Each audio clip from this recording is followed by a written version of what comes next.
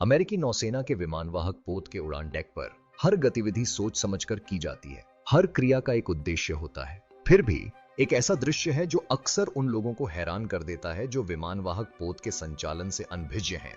लड़ाकू विमान के उड़ान भरने से ठीक पहले का वह क्षण जब नौसेना का एक चालक दल का सदस्य विमान के पास घुटने टेक देता है। यह क्रिया न तो अचानक होती है और न ही कोई साधारण परंपरा। यह उस प्रक्रिया का एक महत्वपूर्ण हिस्सा है जहां सटीकता और समयबद्धता ही सफलता और विफलता के बीच का अंतर तय करती है।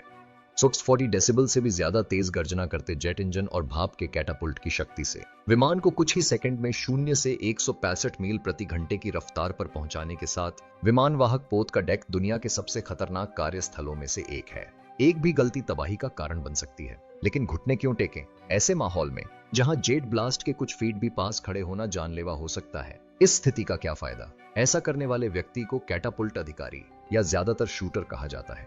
विमान को सुरक्षित और कुशलता पूर्वक लॉन्च करने में एक महत्वपूर्ण व्यक्ति तो शूटर कौन है? शूटर एक कमीशन प्राप्त अधिकारी होता है जो उड़ान डेक पर सबसे खतरनाक लेकिन महत्वपूर्ण कार्यों में से एक के लिए जिम्मेदार होता है। यह सुनिश्चित करते हुए कि प्रत्येक विमान सही स्थिति में हो, सुरक्षित हो और बिना किसी विफलता के लॉन्च हो।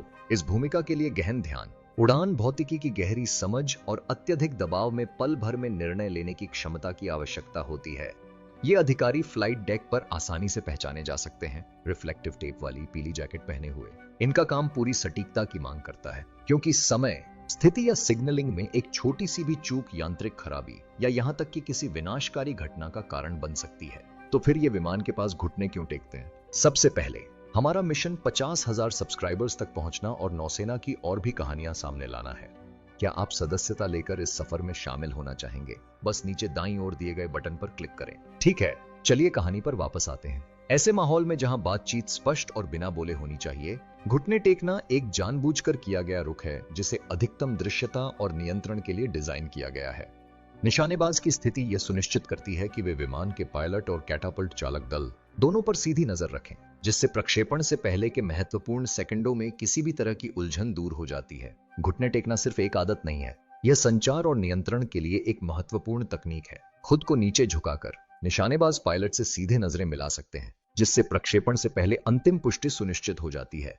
उड़ान डेक पर जहां इंजन का शोर हर बोले गए शब्द को दबा देता है, एक साधारण नजर और एक सटीक हाथ का इशारा मौखिक आदेशों की जगह ले लेता है। यह स्थिति ऐसे वातावरण में बेहतर स्थिरता भी प्रदान करती है जहां तेज हवाएं और शक्तिशाली जेट ब्लास्ट किसी को आसानी से संतुलन से बाहर कर सकते हैं।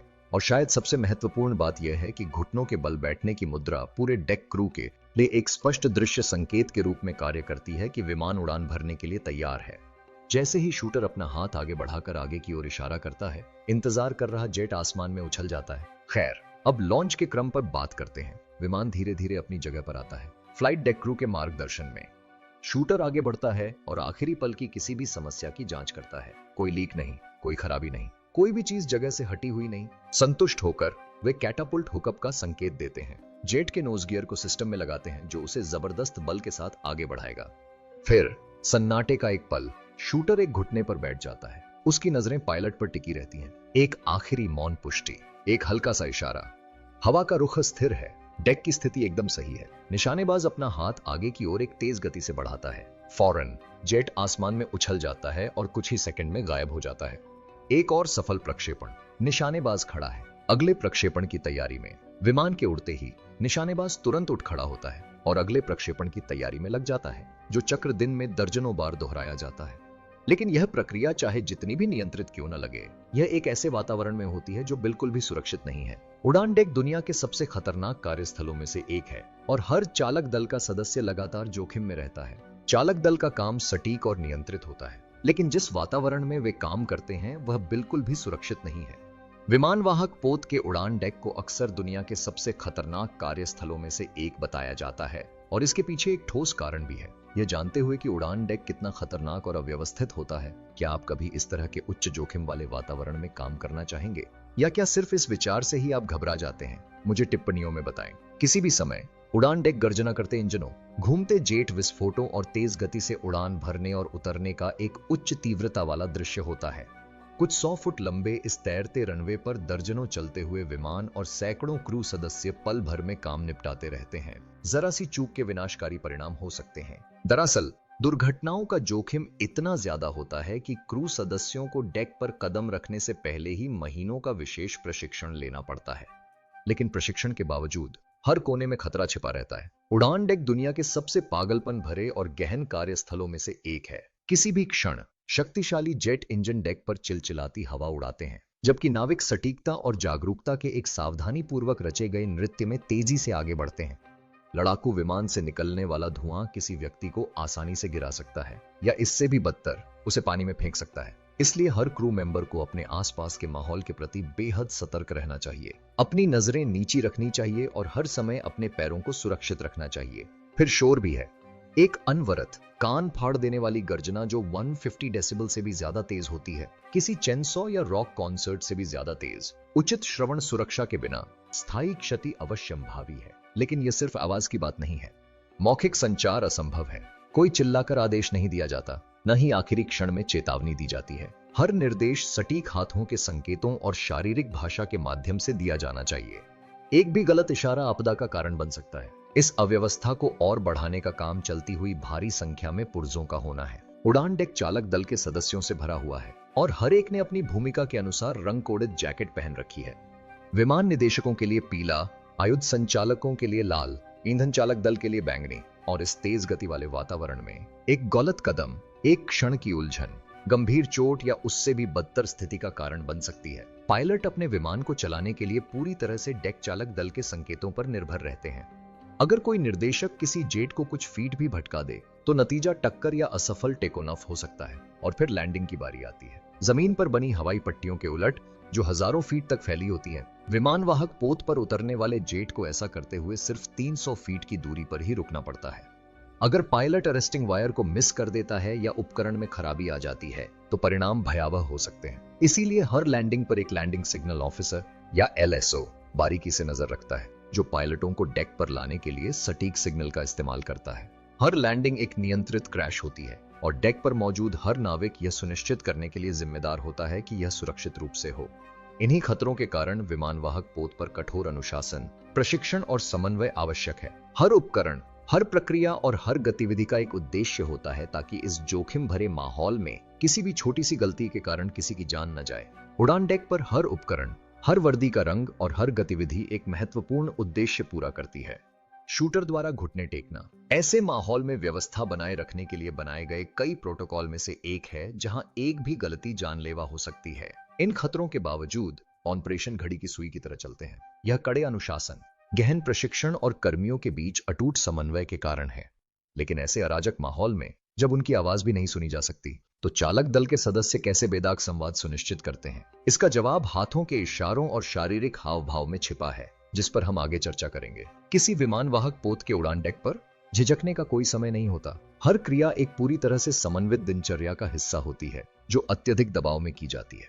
लेकिन ऐसे माहौल में जहां जेट इंजनों की गर्जना हर बोले गए शब्द को दबा देती है, चालक दल के सदस्य कैसे संवाद करते हैं? वे कैसे सुनिश्चित करते हैं कि हर प्रक्षेपण बिना 1 सेकंड की देरी के सुरक्षित रूप से हो? इसका जवाब हाथों के संकेतों, शारीरिक हाव भाव और पूर्ण सटीकता में निहित है। उड़ान डेक पर दूसरा मौका नहीं मिलता। एक चूका हुआ संकेत, गलत समझा गया इशारा या ध्यान में एक क्षणिक चूक आपदा का कारण बन सकती है। इसीलिए हर हरकत सोची समझी होती है, हर क्रिया का अभ्यास किया जाता है और हर संकेत डेक पर काम करने वाले सभी लोगों द्वारा सार्वभौमिक रूप से समझा जाता है। उदाहरण के लिए शूटर को ही लीजिए। एक लड़ाकू के बगल में घुटनों के बल बैठे उनके चित्र को देखना सिर्फ एक सामान्य बात नहीं है, यह प्रक्षेपण क्रम का एक महत्वपूर्ण हिस्सा है। जमीन पर खुद को नीचे झुकाकर वे ध्यान भटकाने वाली चीजों को कम करते हैं, पायलट के लिए एक स्पष्ट दृश्य बनाते हैं और यह सुनिश्चित करते हैं कि उनका अंतिम प्रक्षेपण आदेश स्पष्ट हो। घुटनों के बल बैठने की स्थिति उन्हें स्थिरता बनाए रखने में भी मदद करती है, जिससे वे कुछ ही फीट की दूरी पर स्थित शक्तिशाली जेट विस्फोट से संतुलन खोने से बच जाते हैं। एक तेज गति से वे अपना हाथ आगे बढ़ाते हैं। यह सार्वभौमिक संकेत है कि विमान उड़ान भरने के लिए तैयार है। पायलट इसे तुरंत देख लेता है, अपने उपकरणों की पुष्टि करता है और कुछ ही सेकंड में विमान 150 मील प्रति घंटे से भी ज्यादा की रफ्तार से आकाश में उड़ जाता है। यह आदान प्रदान कुछ ही पलों में होता है, लेकिन इसे सही ढंग से करने के लिए आवश्यक सटीकता दशकों से सिद्ध होती आ रही है। उड़ान डेक पर सब कुछ सही समय पर निर्भर करता है। अगर जेट बहुत जल्दी लॉन्च हो जाए तो उसमें यांत्रिक खराबी आ सकती है, गलत समय पर गलत जगह पर कदम रखने वाला कोई क्रू सदस्य किसी एग्जॉस्ट ब्लास्ट में फंस सकता है या अपनी जगह पर आ रहे किसी विमान से टकरा सकता है। नौसेना विमानन के इतिहास में कई बार ऐसे मौके आए हैं जब सिग्नल को गलत समझने के कारण त्रासदी हुई। सबसे कुख्यात घटनाओं में से एक 1966 में यूएसएस फॉरेस्टल पर हुई थी। डेक पर एक मिसफायर ने विस्फोटकों की एक भयावह श्रृंखला शुरू कर दी, जिससे कई विमान आग की चपेट में आ गए। आग कुछ ही सेकंड में डेक पर फैल गई, जिससे ईंधन टैंक और गोला बारूद में आग लग गई। इस अफरा तफरी में 134 लोगों की जान चली गई, जिससे यह अमेरिकी नौसेना के इतिहास की सबसे भीषण दुर्घटनाओं में से एक बन गई। बाद में जांच से पता चला कि इस दुर्घटना का कारण गलत संचार था और समन्वय में एक त्रुटि घातक साबित हुई। यही कारण है कि हर गतिविधि, हर संकेत और हर प्रक्रिया का अंतहीन अभ्यास किया जाता है। एक विमान वाहक पोत पर गलत व्याख्या की कोई गुंजाइश नहीं होती, क्योंकि बोले गए आदेश सुनना असंभव होता है। इसलिए पूरा उड़ान डेक चालक दल हाथ के संकेतों की एक सख्त प्रणाली पर निर्भर करता है। उठी हुई मुट्ठी का मतलब है तुरंत रुकना। यह एक सार्वभौमिक आपातकालीन संकेत है जो किसी भी अन्य कार्रवाई को नकार सकता है। सिर के ऊपर गोलाकार गति इंजन शुरू होने का संकेत देती है। एक हाथ से घुमाकर विमान को आगे की ओर टैक्सी करने का निर्देश दिया जाता है। गला काटने का इशारा प्रक्षेपण को रद्द करने का संकेत है। ये संकेत मौखिक निर्देशों का स्थान लेते हैं और इन्हें बिना किसी हिचकिचाहट के तुरंत समझना चाहिए। एक सेकंड का एक छोटा सा अंश भी एक सहज प्रक्षेपण और एक खतरनाक दुर्घटना के बीच अंतर ला सकता है। अलग अलग कर्मियों द्वारा पहनी जाने वाली रंग कोडित वर्दी भी व्यवस्था बनाए रखने में अहम भूमिका निभाती है। पीली शर्ट वाले विमान का मार्गदर्शन करते हैं, लाल शर्ट वाले हथियार और विस्फोटक संभालते हैं और बैंगनी शर्ट वाले ईंधन भरने के लिए जिम्मेदार होते हैं। हर कोई ठीक ठीक जानता है कि कौन किस चीज का प्रभारी है, जिससे भ्रम कम होता है। लेकिन इन तमाम सुरक्षा उपायों के बावजूद खतरे कभी खत्म नहीं होते। दुर्घटनाएं फिर भी होती रहती हैं। विमान वाहक पोत संचालन की उच्च जोखिम वाली प्रकृति का मतलब है कि छोटी सी भी गलती जानलेवा साबित हो सकती है। ऐसे कई मामले सामने आए हैं जहां नाविक कुछ पल के लिए अपने आसपास के माहौल से अनजान जेट इंजन में फंस गए या किसी धुएं के विस्फोट के जोर से पानी में उड़ गए। 1991 में यूएसएस अब्राहम लिंकन पर एक क्रू सदस्य दुर्भाग्यवश एक F-14 टॉमकैट के इंटेक में खिंच गया। पायलट ने उन्हें कभी नहीं देखा और जब तक किसी को कुछ समझ आया तब तक बहुत देर हो चुकी थी। ये घटनाएं दुर्लभ हैं, लेकिन ये इस बात की भयावह याद दिलाती हैं कि उड़ान डेक कितना कठोर हो सकता है। इसलिए अनुशासन ही सब कुछ है। जिस क्षण से एक नया नाविक डेक पर कदम रखता है, उसे अपने परिवेश की लगभग सहज समझ विकसित करने के लिए प्रशिक्षित किया जाता है। उन्हें सिखाया जाता है कि कहां खड़े होना है, कहां नहीं, और बिना किसी संदेह के शरीर की भाषा कैसे पढ़नी है। अनिश्चितता का एक सेकंड भी जीवन और मृत्यु के बीच का अंतर ला सकता है। दशकों के अनुभव और परिष्कार के बावजूद अमेरिकी नौसेना उड़ान डेक पर सुरक्षा में सुधार के तरीके लगातार खोज रही है। संचार को बेहतर बनाने और विमान प्रक्षेपण में शामिल जोखिमों को कम करने के लिए नई तकनीकों का उपयोग किया जा रहा है। कुछ पायलट अब संवर्धित वास्तविकता वाले वाइजर पहनते हैं, जिससे वे प्रक्षेपण संकेतों की दृश्य पुष्टि सीधे अपने दृष्टि क्षेत्र में देख सकते हैं। उन्नत वायरलेस संचार प्रणालियों का भी परीक्षण किया जा रहा है, जिससे डेक चालक दल कंपन या दृश्य अलर्ट के माध्यम से बहरा कर देने वाले शोर के बीच भी महत्वपूर्ण संदेश भेज सकेंगे। लेकिन तकनीक चाहे कितनी भी तरक्की कर ले, कुछ चीजें कभी नहीं बदलेंगी। मानवीय पहलू, निशानेबाज की प्रशिक्षित नजरें, डेक क्रू का अनुशासन, हर हाथ के इशारे की सटीकता, ये सब बेमिसाल है। यही वजह है कि विमान वाहक पोतों का विकास जारी रहने के बावजूद प्रक्षेपण से पहले घुटने टेकने की परंपरा आज भी कायम है। यह सिर्फ एक आदत या प्रतीकात्मक परंपरा नहीं है, यह एक जीवित रहने की तकनीक है, एक परिष्कृत कौशल है और दुनिया के सबसे शक्तिशाली युद्धपोतों को बेजोड़ सटीकता के साथ संचालित रखने का एक जरूरी हिस्सा है। लेकिन इस प्रथा की शुरुआत कहां से हुई? क्या यह हमेशा से इसी तरह किया जाता रहा है, या सिर्फ पिछले अनुभवों और सीखों ने ही आज के सुरक्षा उपायों को आकार दिया है? इसका जवाब विमान वाहक पोत संचालन के इतिहास में छिपा है। परीक्षण, त्रुटि और पूर्णता की निरंतर खोज से गढ़ा गया इतिहास। इस महत्वपूर्ण युद्धाभ्यास की उत्पत्ति को समझने के लिए हमें विमान वाहक पोतों के शुरुआती दिनों में वापस जाना होगा। प्रथम विश्व युद्ध के दौरान नौसैनिक बलों ने जहाजों से विमान प्रक्षेपित करने के विचार पर प्रयोग करना शुरू किया। पहले ये युद्धपोतों पर लगे साधारण लकड़ी के प्लेटफॉर्म होते थे, जिनसे पायलट अपनी शक्ति से उड़ान भरते थे। इनमें कोई गुलेल, कोई सुरक्षा प्रणाली और निश्चित रूप से कोई घुटने टेकने वाले निशानेबाज नहीं थे। लेकिन जैसे जैसे विमानन तकनीक उन्नत हुई, विमान वाहक पोत बड़े होते गए और उड़ान भरने की प्रक्रियाएं और जटिल होती गईं। द्वितीय विश्व युद्ध तक अमेरिकी नौसेना के वाहकों ने भाप से चलने वाले कैटापल्ट अपना लिए थे, जिससे विमान तेज गति से उड़ान भर सकते थे। इससे एक नई चुनौती सामने आई, समय की कमी। बहुत जल्दी या बहुत देर से उड़ान भरने से यांत्रिक खराबी, दुर्घटनाएं या यहां तक कि विमान समुद्र में गिरकर रुक भी सकता था। इसे रोकने के लिए कैटापुल्ट अधिकारी, जिसे अब शूटर के नाम से जाना जाता है, की भूमिका बनाई गई। शुरुआत में लॉन्च सिग्नल देते समय शूटर सीधे खड़े होते थे। हालांकि जैसे जैसे विमान अधिक शक्तिशाली होते गए, उनके जेट विस्फोट तेज होते गए, जिससे तीव्र अशांति पैदा होती थी, जिससे चालक दल के सदस्यों का संतुलन बिगड़ सकता था। इससे बदलाव जरूरी हो गया। घुटने टेकना मानक स्थिति बन गई। इससे निशानेबाज स्थिर रहता था और पायलट को सटीक और स्पष्ट संकेत दे पाता था। आज उड़ान डेक पर मौजूद हर सुरक्षा उपाय अतीत की किसी गलती या आपदा के कारण मौजूद है। नौसेना विमानन के इतिहास में सबसे निर्णायक क्षणों में से एक 1967 में यूएसएस फॉरेस्टल दुर्घटना थी। एक छोटी सी चूक से डेक में भयावह आग लग गई, जिससे कई विस्फोट हुए और 134 नाविक मारे गए।